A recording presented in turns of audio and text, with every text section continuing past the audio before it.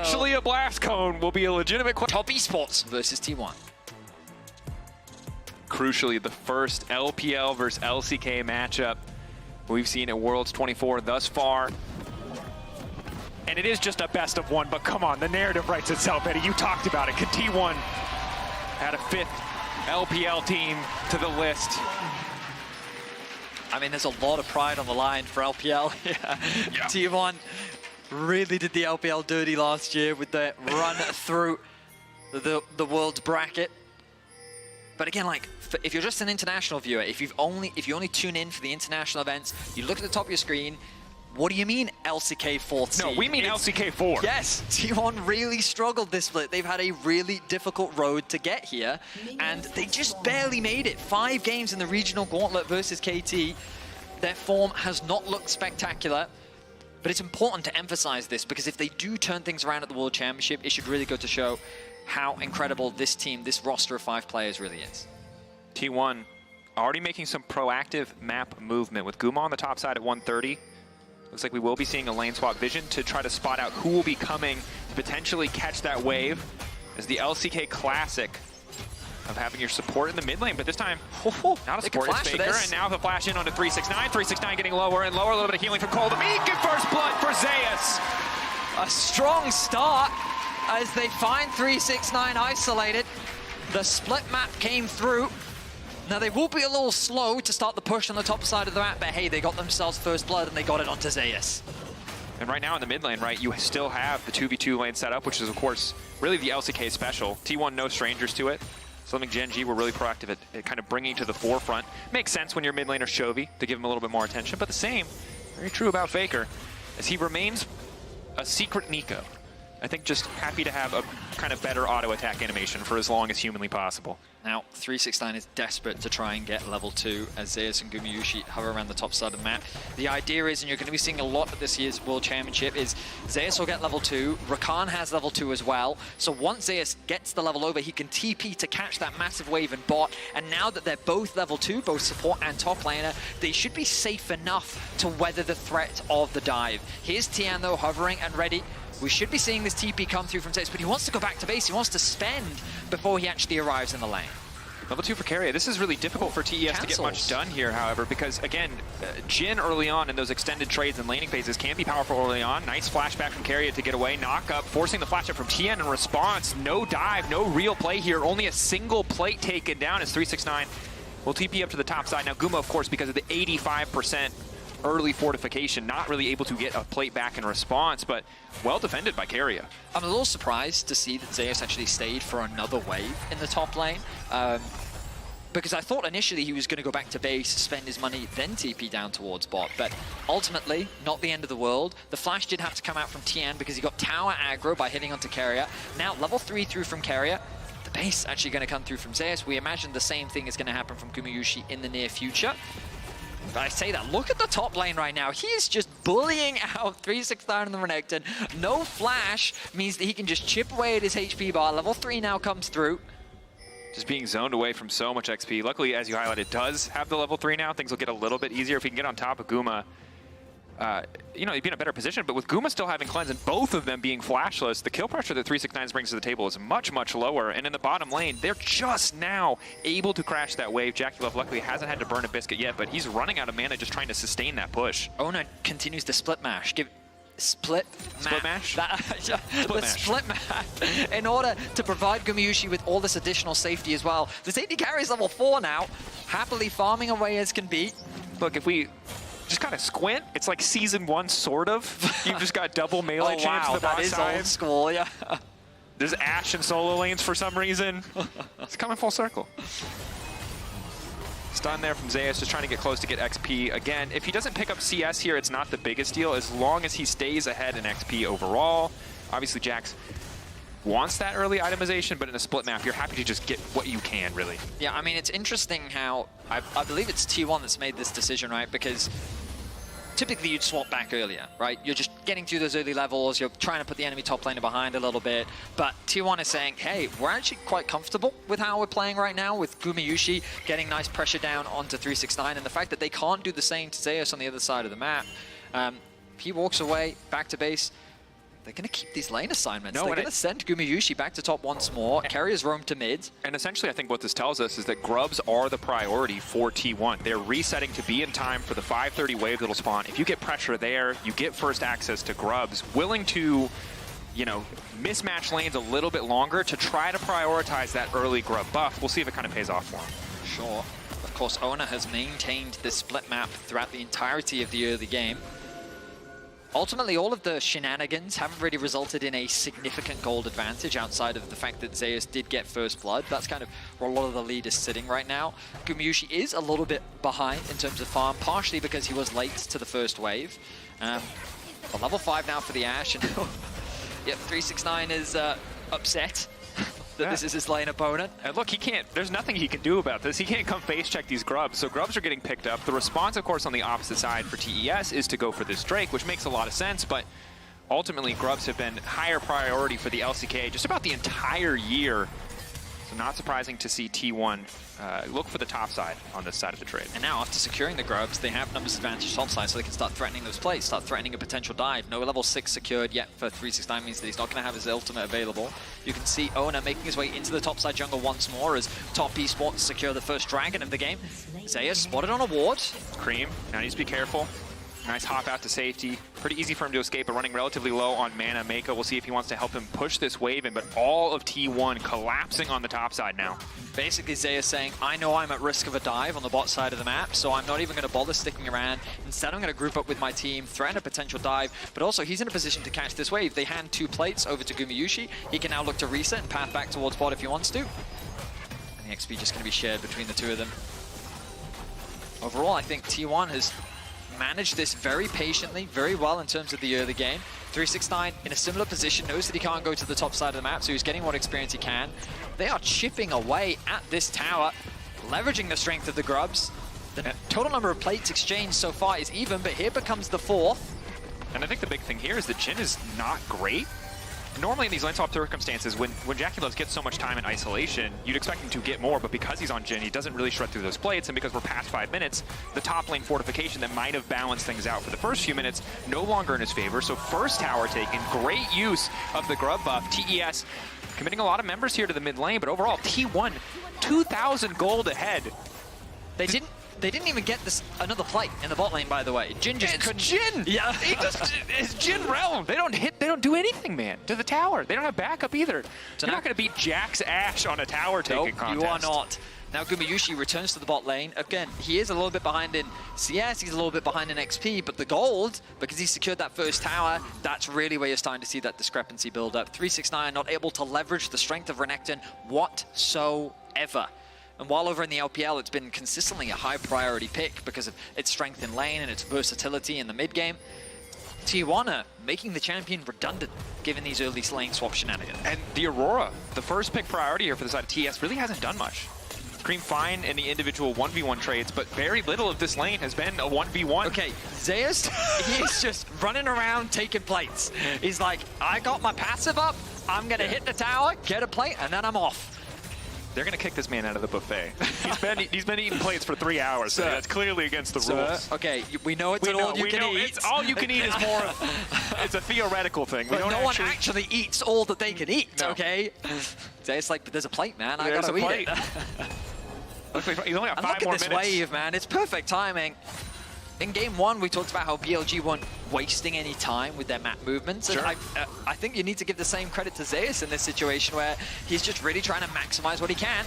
Knock up in, arrow to follow, cleanse out, but it's a little bit late. Immediate coming in from Jackie Love, taken down. Gumayusi now trying to run the charm to interrupt anything else coming in from Tian. Kuma likely to fall here. Ulti is there. Probably just a 2 for 2 in the end, but more members used by the side of TES to make that play happen. Carrier trying to escape. Owner now stepping forward in the end. Still able to find a pretty even trade. A trade of life between the AD carries, but Gumayusi and Carrier ultimately getting a 2v2 kill, which is huge for them. They get the cleanse out from Jackie Love. He isn't forced to expend the flash, and if it weren't for the presence of Tian, that play could have gone much worse. But overall, as you rightly said, 1-for-1 on the bot side of the map. Nicely though, Owner pulls the wave up into the river, which means that they now have a slow push heading towards that bot side of the map. We turn our attention back towards it again. Nice side set from Gumayushi. The knock-up comes through. He cleanses the CC, but he's still in the airborne. Nice flash out from Guma means that he's still able to get the kill. But at this point, he's just ran out of tools. He doesn't have flash. He doesn't have cleanse. And Tian is able to lock him down and secure the trade back kill. And if you fall behind in a trade against the Rakan Ashland, they do just have so much CC. Even if he hadn't cleansed in mid-air, there's no real immediate pressure for Carrier to charm to find that lockup. So well played by T1. And now it gets a lot harder for TES to get involved in the bottom side of the map. We did see right as we went into the replay, reassignment of JackeyLove into mid lane. And now T1 quick to try to punish the side lane focus. Cream, instant ult. Nice use of the ultimate. We've been seeing that more and more around the world. But Cream doesn't panic.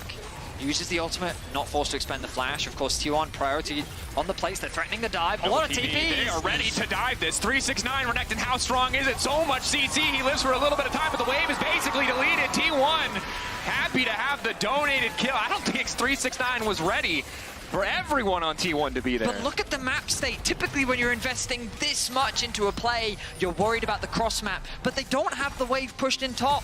T1 had already secured that. It's Jin in the mid lane again. He really can't try much. And it's the plate merchant, Zeus. He's on the bot lane. He's there to get more plates for himself. He just keeps eating. He's 1.1k gold ahead. And I did not think the major story of two international titans, TES and T1, would be about Jin trying to take towers and not being very good at it, but a reminder as to why Jin, I think in these lane swap scenarios, or in scenarios where you're playing a much more active map where you're constantly reassigning, can feel really lackluster. He just doesn't do enough. I mean, we're not even close to 14 minutes. Top tower gone, bot tower gone. Of course, the good news for Top Esports is they deny the 6 scrubs and they set themselves up with 2 dragons. However, in terms of the gold, T1 have set themselves up beautifully for a very powerful mid-game. These first items are already coming through. The Trinity Force very nearly completed for Zeus. There's a pushed-in bot wave. He's going to be able to catch that as well. Top Esports are just being run around the map, and we talked about the composition and how I kind of favored T1's comp just because of their backline access and the number of threats that they have. This situation doesn't make things any easier for Top Esports. I think the good news for Top Esports is JackeyLove's finally completed that static. His wave clear is going to be a bit better. They should be able to play a little bit more around Prio and at least some of these lanes, but need to see what Cream can do as well. Finished Malignance. Can he find angles with the ultimate to get picks on side lane? Because we know T1 just have so many tools. If you misstep, it's so easy for them to find these picks, to find these angles. It takes a little bit more work from TES to find those picks or find those setups on fights. Bit of a dance between the supports as they battle over the control wards. Now, the Faker minion coming in. Instant Wukong ultimate. Faker now going to fall between worlds, but there's just nowhere to go. Mako trying to find the counter engage, but it might not matter. Still in the midst of everything. Tian is so damn tanky. They weren't ready for that, and Jin might not kill towers, but he kills people pretty damn good. Quadra coming in, baby. Put it in the can, and JackeyLove is Jin. JackeyLove popped off! A quadra kill for the Jin means that just like that, Top Esports have turned this game around. T1 were riding with so much momentum and confidence. They set their sights on the blue buff. The Wombo combo looked good, but the threat to JackeyLove just wasn't there. From a distance, he was able to pick apart those T1 members and immediately bring them back into the game. That 3k gold lead has shrunk to a 1k one. And let's look back at this as Faker turns into a minion. He sets up with his team. Carrier looks for the engage. The knockup initially comes through. They burst out Cream, but look at the positioning of JackeyLove. The Wombo combo looks good, but JackeyLove, the bouncing grenade doing work, the static shiv as well. And Tian on the front line able to soak up so much damage with the ultimate to clean things up. That's 4, he finds 4. And incredible stuff there, because we talked about how hard it can be sometimes for TES to find fights, but when they absorb that initial blow and Tian and Mako are still standing, all of that rel CC is put to such fantastic use. You highlighted JackeyLove really just got to hang out. Now the only person in our MasterCard lane economy snapshot with an individual lead. They're not out of the tough times yet. So there's good news and bad news. The good news, JackeyLove now very strong, in a position to be the carry for Top Esports. Bad news, every member of Tier 1 have now picked a target, and he will now be the one that they are all gunning for in the upcoming team fight. And it's tricky. We've talked about this. Yes, he has Flash and Cleanse. That'll make things a little bit easier, but there is so much non-committal CC from the side of T1. It's easy for them to just look for those angles. As the fight for Rift Herald, a lot of posturing. TES with a little bit better vision control might be in a position where T1 has to concede. You see both top laners resetting. 369 sprinting to the area, has Black Cleaver now completed. TP. Zeus finishing his Triforce at the same time. Both top laners ready to get involved. Their TP's there. Bit of a handshake here on the fist fight around this objective. Mako trying to find that angle, trying to find that engage. Guma with the red buff. Poking, chipping away, the eye procced. Cream now walking in. Between Worlds is there.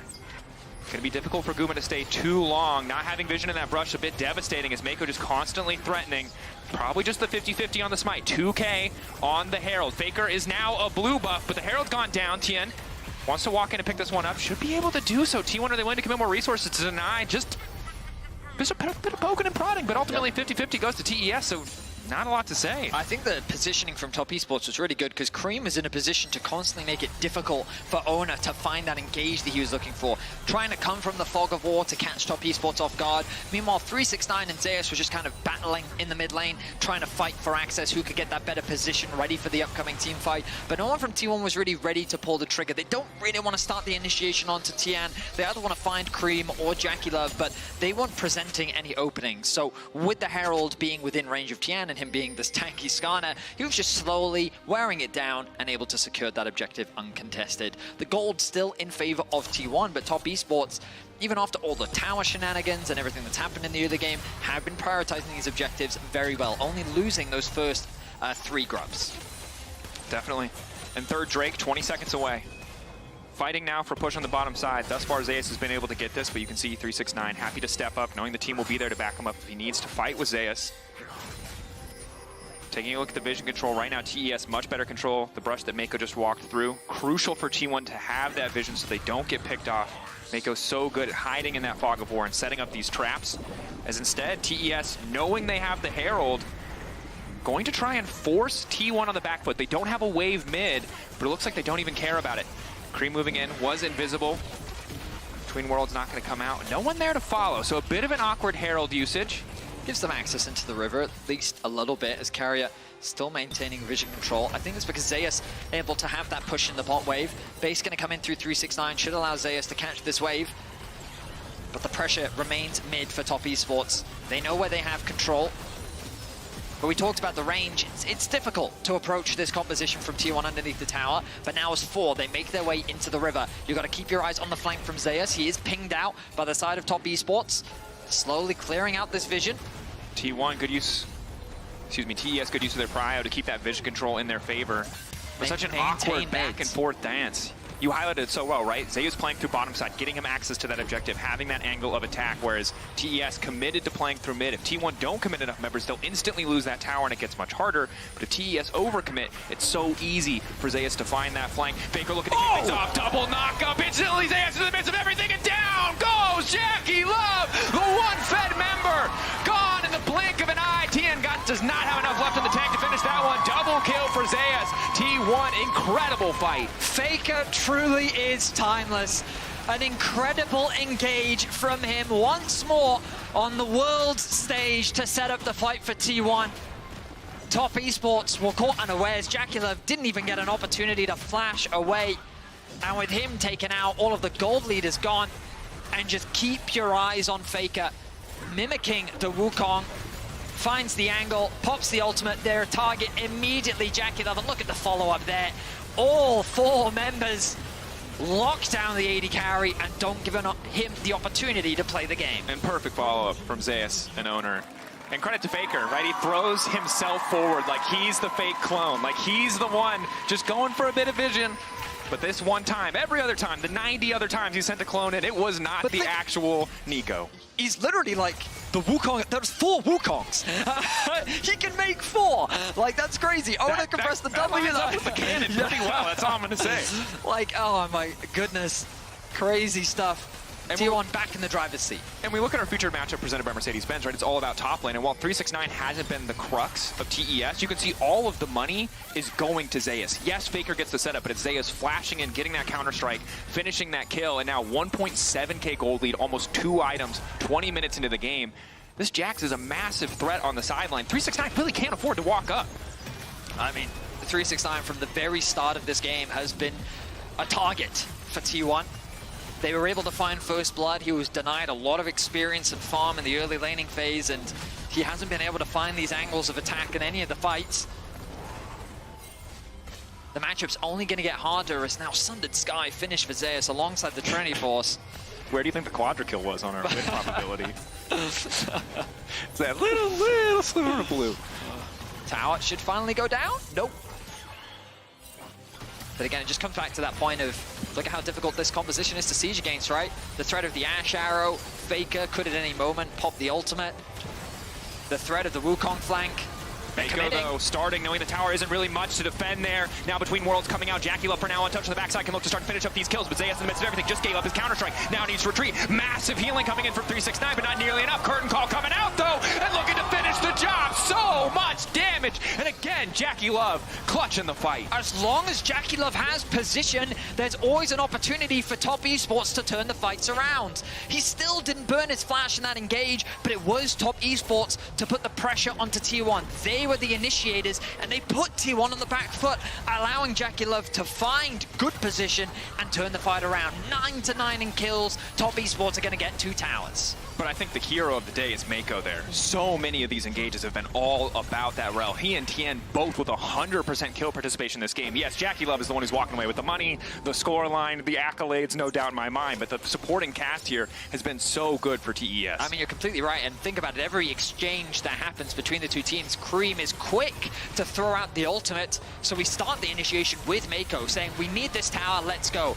Owner becomes the target, and he takes a lot of damage at the start of the fight as 369 keeps Zeus out of the fight. Jackie Love on the backline, the ultimate connects onto the front, and you think at this point it's dangerous, but look at the damage being done by Cream as well. Follow that up with the ultimate from Jackie Love, and it is a one-sided fight as T1 is forced to retreat.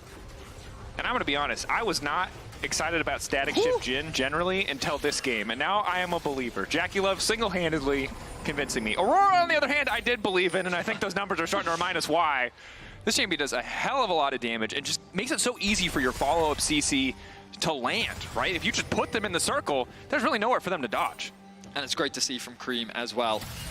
This year was the first time we got to see him on the international stage. Of course, no rookie by any means domestically, but as a player, he's really shown a lot of evolution, a lot of growth. Initially known as this kind of assassin type of player, especially known for things like his Akali, but this year especially he's come into his own, he's grown a lot, and now showcasing the Aurora, having huge impact in these fights. I hope he can maintain that performance. Getting a win against T1 would be huge for the momentum of Top Esports here at this year's World Championship. You can't really imagine a better way for an LPL team to start this tournament, to start to rewrite everything that happened at Worlds 2023. T1 a bit of hot water here as they try to get out of the jungle. Owner luckily still has the clone.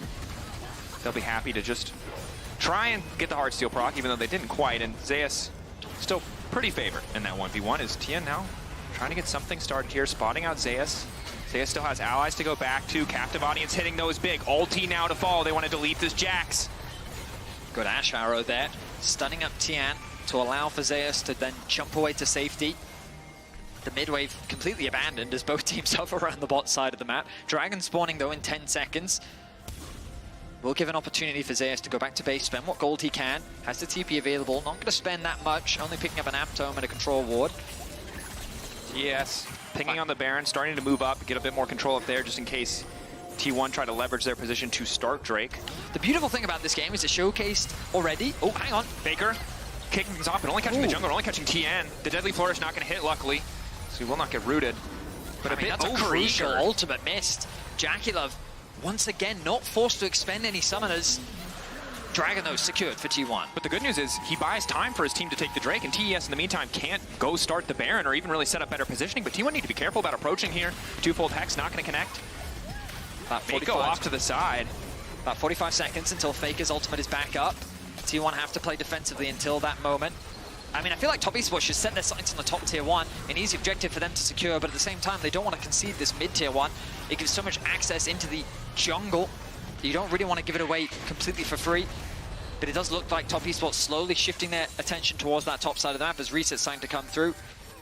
But they're cautious about the potential Baron. T1, they don't have any vision. And T1 have a pretty quick Baron, all things considered. TES much slower. T1, of course, I mean, historically, they had that year where they were just the 20-minute Baron team. And I think it's something that has to be in the back of TES's mind as they go for these resets. T1 Barons is still... They're still a thing. I think it's less... for a while, it was like the thing. I think it's less emblematic. Still in the toolkit, though. Something they're going to have to respect. Guma catching the mid-wave. Resets now coming out. Prio in the bot lane will be responded to by TES. And the next big objective is this Baron, and T1 looking to clear out some of this vision, potentially set a trap. Crucially, the Infinity Edge done for JackeyLove is a huge power spike. Bit of an interrupt there onto Carrier, but of course, on this Rakan, he should be able to get away to safety. That tower in the mid lane so low as Faker turns his attention towards top. Cream does have a bit of an experience advantage over Faker. If he's able to catch that top wave, he'll be a full level over him. Faker's been over-grouping a lot to set up for plays with his team. But Zeus comfortably winning this matchup now. Flash, nice reaction from 369. Does, of course, expend that summoner spell to get away to safety. The trade in vision, the back and forth. Neither team confident in setting up for Baron. I'm going to be honest. The 26-minute, 0 gold difference between two teams, this is what World is about. I'm sorry, what was even more beautiful was that it was a period in time where the gold at the top of the screen was 4-4-4, 4-4-4, and I just feel like the Jin would be proud of that moment. I'm just saying the Jin fans are eating good this game. Most certainly. You got a quadra kill, 4s across the board. Yeah. All right. We're setting up for the Baron, and as you talked about, Top Esports are hesitant to just start it off because they have Jin. And as we've already learned this game, he kills very good. Everything else? Unfortunately, you know, we're in season 14, only 4 bullets. He has to reload. Yeah. Crazy what they do. But he is in a very powerful position. And I mean, 3.5 items. The thing is, what I will say is Top Esports, I feel, have very easy objectives on the maps to play for. On the maps? On the map. They're pinging out the bot tower right now, and I think that that is the easiest one, given how low HP it is. But also, I'm sure they'd love to secure that top tower as well. They were able to get 2 in the mid lane, but these tier 1s are crucial because it just makes it easier to move into the enemy jungle, it certainly does. And it allows you to get deeper push on these side lanes, which buys you more time to then regroup and then look for plays on the map. But I think you can see that 369 doesn't want to overcommit on side. He doesn't have TP. They don't want to send Cream to go up against the Jacks, and it puts them in this awkward situation where, yes, they finally get the tower, but it took a lot longer than they would have liked. Now the setup, though. Line of skirmish drawn. Tien just looking to bully his way in. Certainly has a big enough health bar. TES taking control of the area. They have mid push. Guma going to respond. Some of this vision will get cleared out. The dance, the classic Baron back and forth. You push, you take what vision is there. Maybe you can start it, but neither side really with a big enough advantage on side to begin that objective. It's been a very tense affair for the last 5 minutes or so.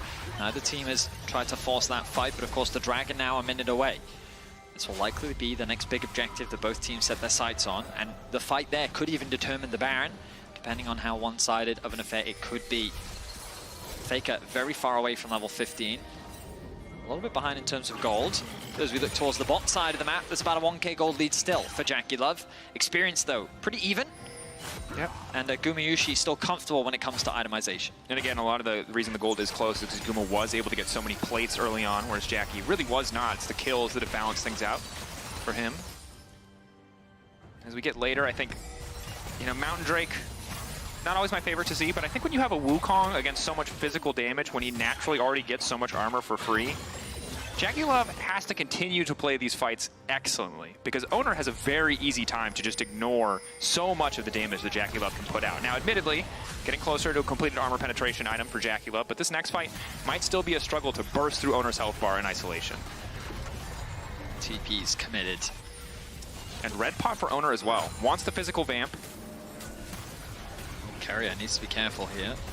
We'll get away to safety, leveraging the blast cone. Once again, Zeus with the push in bot allows T1 an avenue into the river while Top Esports main take control around mid. They're going to start the objective themselves. T1 very split right now. TES, 5 members strong, giving respect to that clone. Last time the clone was the real thing, and they were caught off guard. This time around, they're not looking to take that risk. Keria threatening. Zeus waiting behind, Contaxian off his support. Objective getting lower and lower, but they've already got it on the side of TES. T1 now going to go in to try to get the picks on 369, hoping that maybe they can get the Baron in the meantime, but TES are already out. Zeus now getting chipped away at. Not really much there to play, but Faker again trying to make the play happen. Instant follow-up coming in from Keria. Zeus off to the side. They're going to look to delete 369, but Jackie Love is still standing tall. Zeus going in 1v1 versus Jackie Love, but he's all on his lonesome. And as long as that AD carry is standing, as long as that mid laner is standing, TES are winning the fight. Guma with nowhere left to go. The bullet doesn't even hit him. He's dead as it's flying. Shut down coming in. TES barreling down the mid lane. That is a 5-for-0 ace, and Dracos, they can look to end the game right now.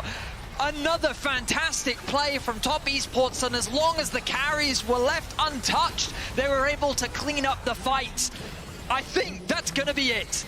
So much of the early game was in control of T1. It felt like they come ahead in the lane swaps, but in the fights, TES have been better. The turns, T1 the ones who overextended in TES's jungle, giving those kills to Jackie Love costs them as TES take down T1. And in a statement game, the early game looked a little shaky, but you talked about it, Dracos, the support staff on the side of Top Esports, Tian and Mako, that jungle support combo. 100% kill participation for both of them. Cream quick to drop the ultimates down when ready. I mean, great team fighting from them. Fantastic. As much as I love us talking about it, let's see what the analyst desk has to say about that incredible game 2. Well, it's coming up, Jackie Love, Whoa. and as a European fan, I've been on that.